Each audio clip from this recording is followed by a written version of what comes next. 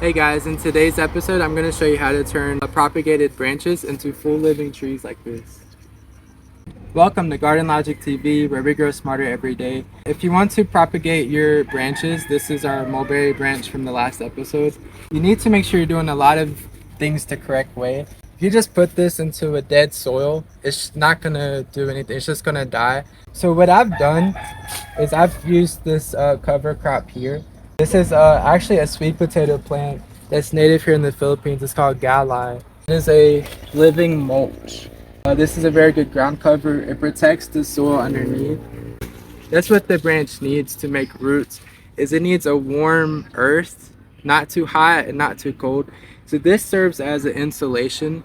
It keeps the ground from getting too hot during the day, but also keeps that heat inside at night. So if you were to propagate branches, they might tell you to use a heating pad and then put it inside something to keep it warm. This is using the earth in a natural way in order to propagate. So here I've actually redirected some of the galli and climbed it up the gate. But over here, I left it on the ground.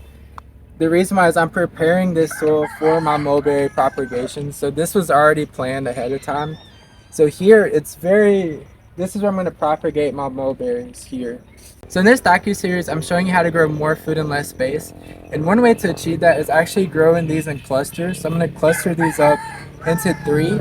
Three's the lucky number. It's not too much compact that it doesn't have enough nutrients, but it does add more mass for more fruit. Then you separate these clusters of three by about 4 or 5 feet, or even 3 feet. I think the other ones I did were about 3 feet, 3 to 4 feet in clusters of three, just to give it space to not compete for nutrients, but still have a lot in one area to get more fruit. So before you plant your branches, it's important to remove majority of the leaves. The way how plants are and how they actually get moisture is they actually release water from their leaf. This actually creates a humid environment. So the fact that the galli is doing that, it actually helps the rooting because it likes a humid environment. But you want to remove majority of these leaves like this because it releases too much water and actually dries out the branch. You don't want to remove all of them, this is getting energy to make things happen, to make the roots happen.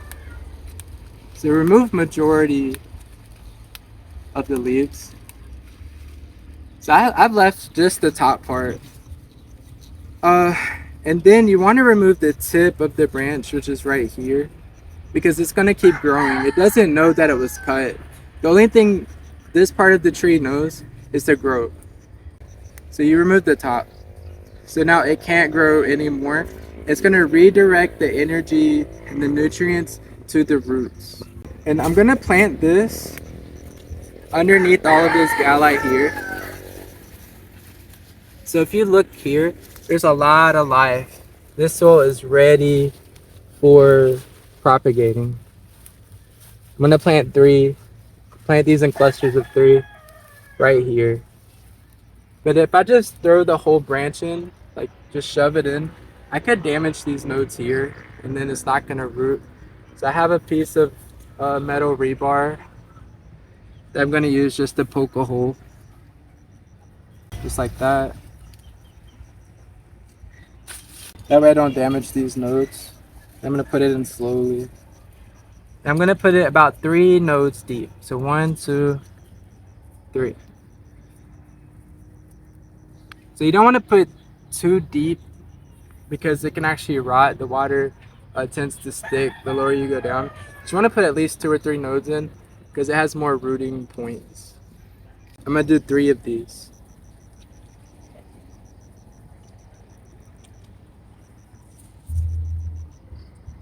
There's 2.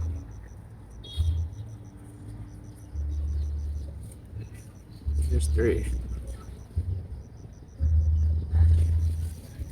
Again, I'm going to remove majority of these leaves. Just like that.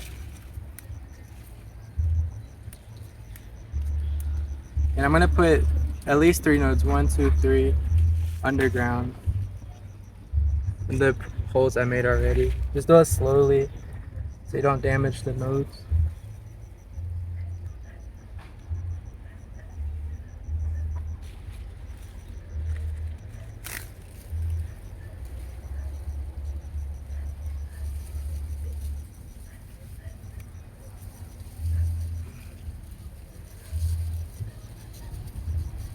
So there you have it. I have a cluster of 3.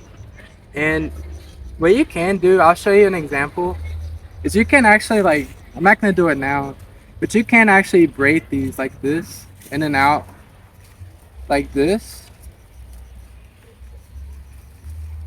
What ends up happening is you get like a pretty pattern where the trunks meet. It'll actually thicken and harden.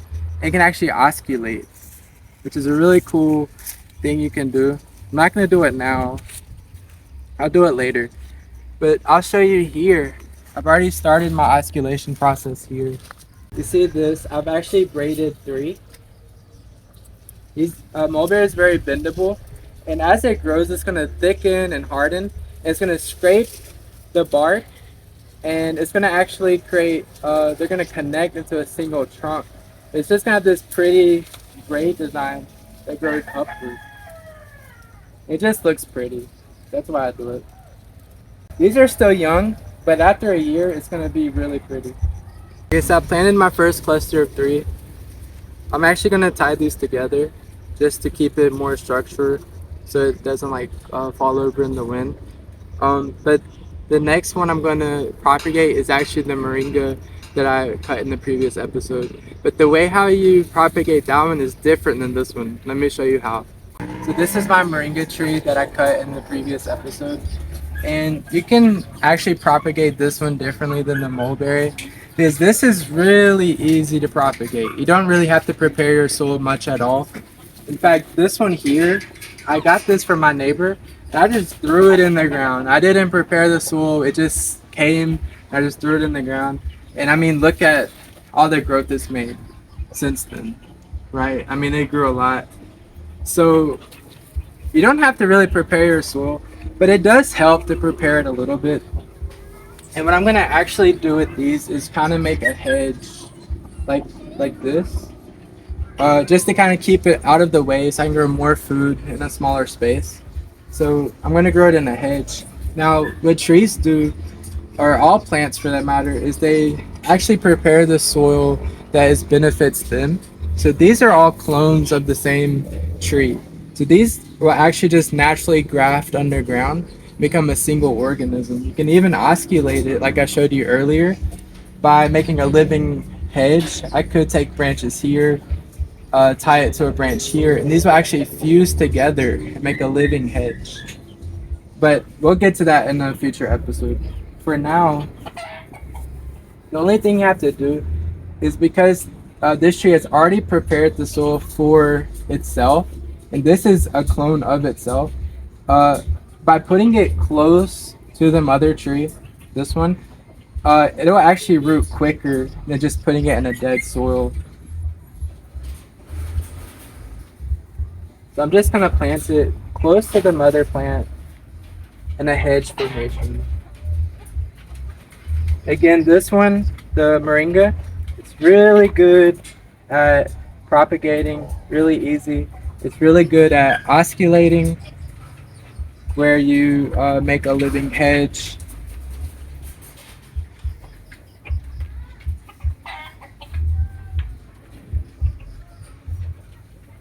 So I'm just gonna tie this to the mother plant just to for structure, just to keep it from falling over. But Moringa is actually like one of the most easiest to propagate branches. I mean, this is how I grew this one. I just put a branch in the ground. I didn't even prepare the soil. Now the 2 that I put here, the soil is a little bit prepared because I've been mulching it, and the actual tree itself, it creates the soil environment that is specifically for this. So this is very fungal rich. And it actually, a lot of people don't know this, but it actually puts hormones underground for its own roots. Okay, so there's actually underground hormones right now that it produces, and it just helps it to create its own roots. Because these are clones to this one, it can actually benefit from those hormones. Again, you don't have to, it just helps it. And just like the other one, I'm going to remove the tip or tips to stop it from growing. And these are edible. I'm not going to waste these away. I actually just take the whole branch. We're gonna eat these. This will help keep it from drying out. It is gonna dry out, and there's nothing you can really do about that. If you saw in the previous video, I had a huge rot here, which is the dieback. So I can expect it on these as well. These are gonna die back. But once they're established, you just remove the rot. And then you can multiply these further. So I'm gonna make a full living hedge. And each of these nodes can actually make new branches. And you can intertwine it and tie it. And what'll happen, because these are clones and the Moringa is really good, really easy at osculating, it'll actually it'll actually fuse together into a single organism. It is all one organism because it's clones of each other. And you actually have a living hedge. And it looks really cool. And it produces a ton of food as well. You can eat these. You know?